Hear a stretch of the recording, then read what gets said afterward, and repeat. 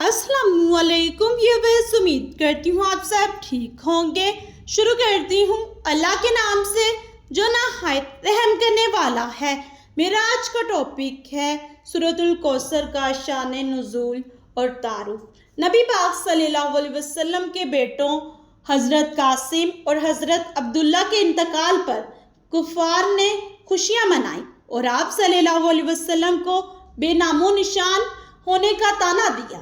معاذ اللہ، اس پر اللہ نے یہ سورت نازل فرمائی۔ اس سورت میں نبی پاک صلی اللہ علیہ وسلم پر اللہ کے فضل اور انعامات کا بیان ہے۔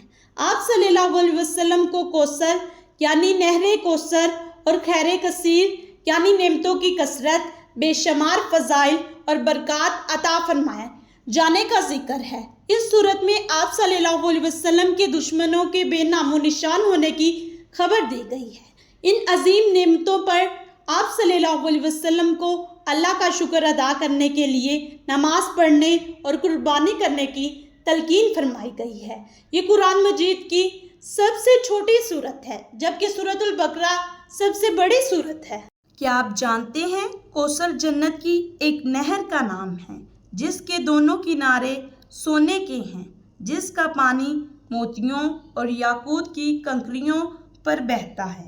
اس کا پانی شہد سے زیادہ میٹھا، دودھ سے زیادہ سفید اور برف سے زیادہ ٹھنڈا اور مشک سے زیادہ خوشبودار ہے۔ صحیح بخاری اور صحیح مسلم میں نبی پاک صلی اللہ علیہ وسلم کا فرمان ہے، بتاؤ اگر تم میں سے کسی کے دروازے پر نہر جاری ہو جس میں سے وہ روزانہ 5 دفعہ نہاتا ہو تو کیا اس کے جسم پر کچھ میل کچیل باقی رہے گا؟ صحابہ کرام رضی اللہ تعالیٰ عنہ نے عرض کیا کہ کچھ بھی میل کچیل باقی نہیں رہے گا۔ آپ صلی اللہ علیہ وسلم نے فرمایا، بالکل یہی مثال 5 نمازوں کی ہے۔ اللہ ان کے ذریعے سے خطاؤں کو دھوتا اور مٹاتا ہے۔ سبحان اللہ۔